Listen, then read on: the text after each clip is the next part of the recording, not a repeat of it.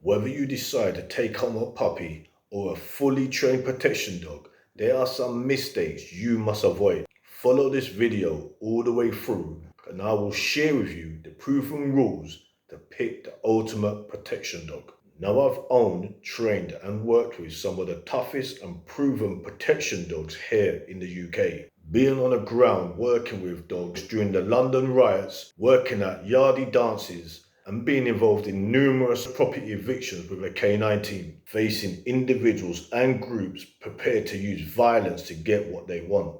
In those situations, there's no room for error. I've seen colleagues seriously injured and hurt because they never had the right dog beside them. Now, I trusted my dogs completely because their temperament, strength, and grit were on point, making sure I make it home in one piece. And from my experience, it's important to choose the right puppy and dog from the start.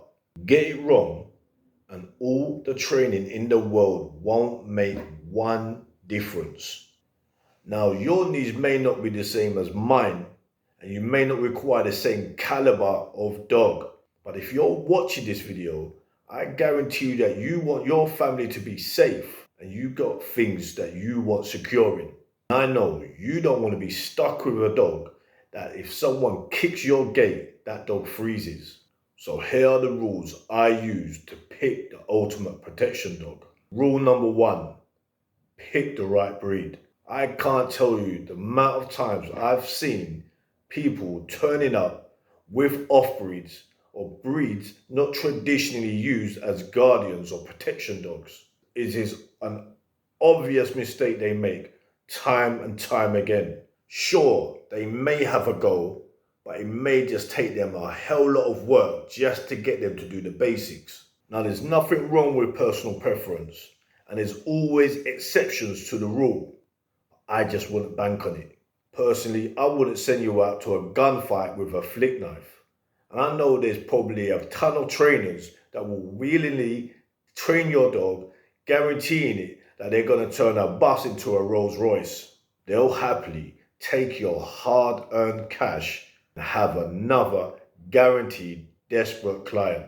They can even make your dog look great to a point that you believe your dog's a man-stopper. Don't kid yourself. Trying to fit square pegs into round holes, for me, is just a no-no. No matter what breed you prefer, if you're serious about picking the ultimate protection dog, start selecting from working bloodlines that have a proven record to get the job done. If you really want my opinion, stick with breeds like German Shepherds, Belgian Malinois, American Bulldogs, Rottweilers, Kangaus, and similar breeds with a history of guarding and protection. But before you go out and just purchase a dog on the type of breed it is, check out this video where I break down the ideal size and type of protection dog that might be for you.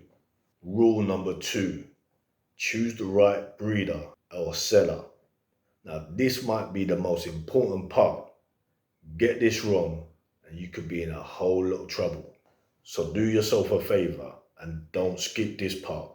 The dog world is known to be full of smooth talkers and scammers. They will sell you a dream and leave you in a nightmare. Now, I've been in the dog industry for many decades and I've seen all kind of different situations happen. I've seen dog sellers sell families high drive dogs that they have no business owning. The results? Chaos, complaints from the neighbors, damaged furniture. The dog ends up in the shelter or back with the seller for a fraction of the price. Some of them will sell you a well-trained dog and it will bite a man all day long wearing equipment.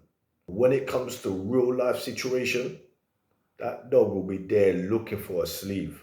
I get it. They have all the gift for the gab and all the tricks of the trade. They do it for a living. They need to put food on their family's table. But come on, guys, not at the expense of people that really need a good service and have families to protect. The situation can be traumatic for the dogs and the people. So research the breeders and the sellers before you buy. And don't get caught out on the fancy bite work videos. Some of these dogs are fantastic in the sports arena, doing fancy jumps, explosive bites and cartwheels. There's a big difference in the real life situations, so do your research. And if you do want some advice, I'm able to offer some consultancy work around that, and you can email me. Once you've found trustworthy options, build relationships slowly, be clear on what you want, and be attentive to what advice they give you. You may end up keeping a dog you choose for many years. So avoid rash decisions and wait for the right litter or the right dog to be around.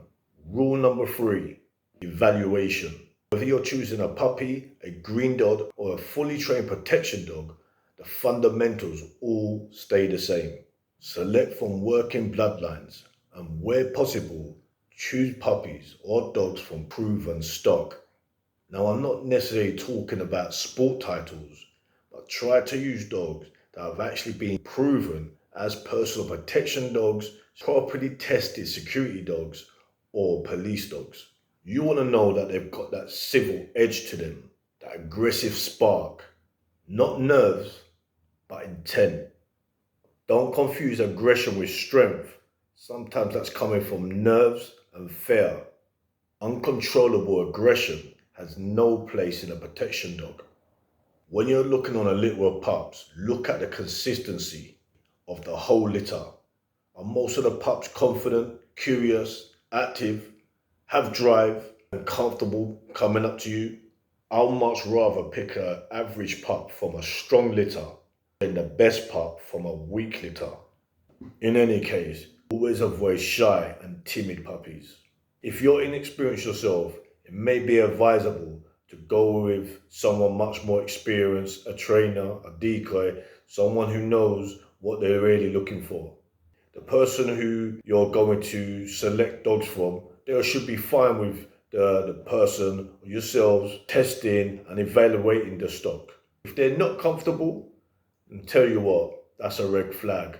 You might as well walk away. Because a fully trained protection dog should be able to work on hidden sleeves, muzzle work, and on the level of training of a fully trained protection dog. Now, if it's a green dog, you're not going to have the same expectations, but you definitely want to see certain qualities there and good potential. Now, moving on to rule number 4, which actually could have been rule number 1. It's called parameters. Now, this comes down to 3 things. Who, what, and where.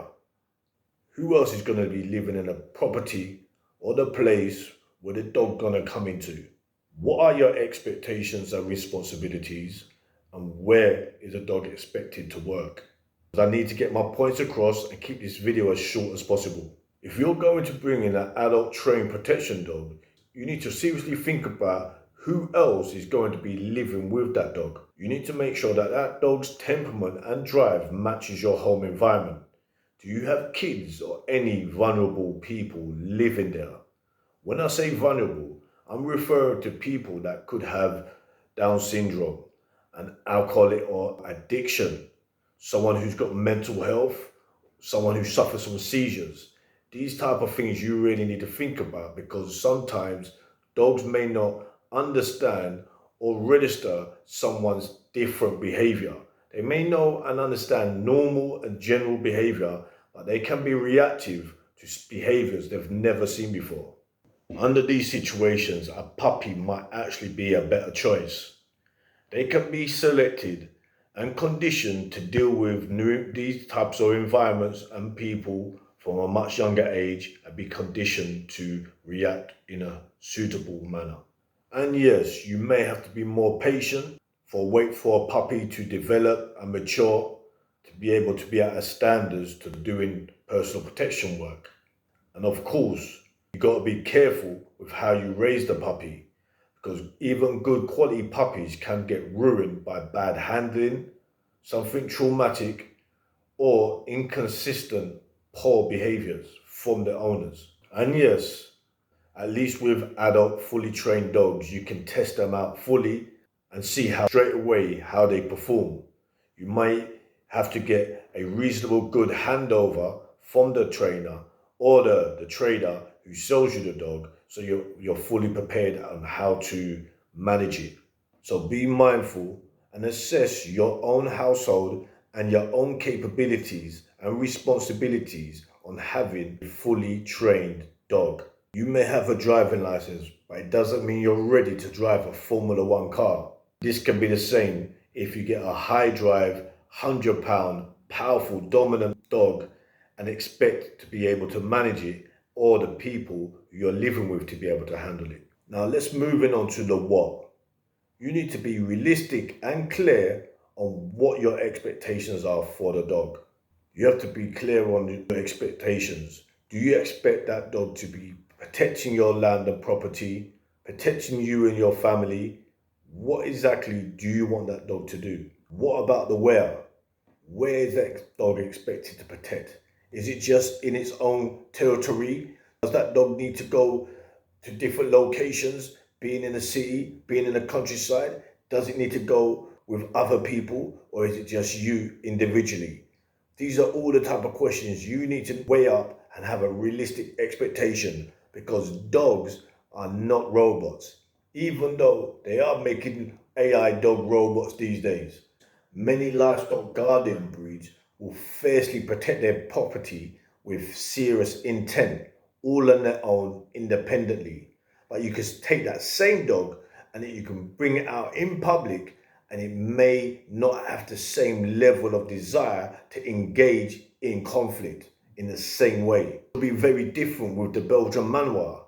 That dog, you can take it probably in many locations when you get the right one, and they will work straight away on command in close quarters with their handler, and they will engage on a target. But if you leave them in a property, they may not be really that territorial. Some of them just don't realize that they've got to protect that location or property, and they may not even find or be suspicious of anyone that comes there. Going back on the puppy, are you prepared to put that time, effort, and training a puppy yourself? Do you want to spend thousands of pounds on a fully trained protection dog? Or is it something that you're looking in between, like a green dog, which shows potential, which ain't going to cost as much as a fully trained protection dog, but are you going to be able to handle it, or will you have to send it away to be trained? That's a choice you need to think about. So once you've got the answers to these parameters, you'll be on the road to pick the ultimate protection dog.